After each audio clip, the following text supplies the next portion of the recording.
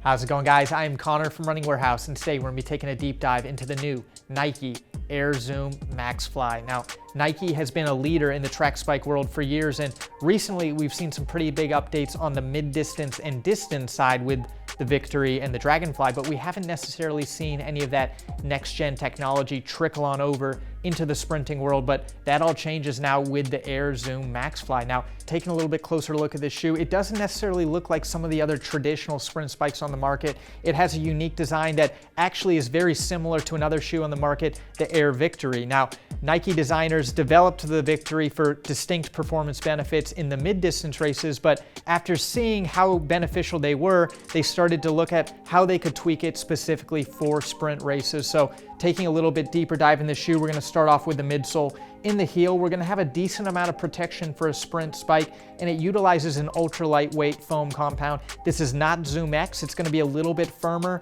but it still offers plenty of protection that I think even upwards of 400 meters and 400 meter hurdlers are really going to enjoy. But it is also still a very fast shoe that's going to be very beneficial in those shorter distances like the 100 meter and the 200 meter. Moving on into the forefoot, you've got that Zoom Air unit design. It's going to be a dual chamber, very similar to what we see in the Victory.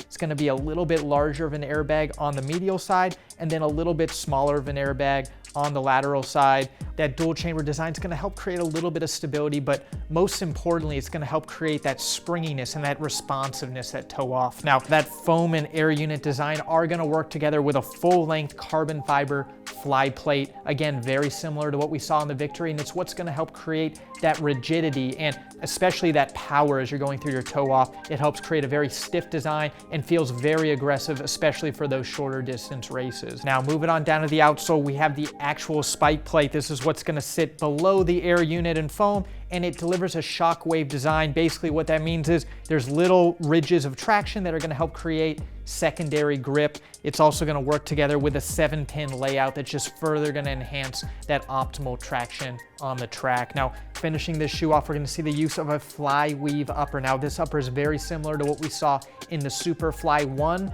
and it's going to be just a little bit more structured than what we see potentially with the Atom knit design. It's going to offer a little bit better containment, and that is going to help with a little bit higher stack height of this shoe. In the heel, it's going to have a little bit of structure, and then it gets a little bit thinner as you go through the midfoot and the forefoot. Overall, the upper is going to be very lightweight, very snug, and I think it helps deliver that final piece of the puzzle of a true elite sprint spike. Whether you're running the 100 meters or 400 meters, it offers that aggressive, fast, and stiff design that's going to help propel you to a new PR. If you're looking to get the Zoom Air MaxFly on your feet, it'll be available very soon here at Running Warehouse.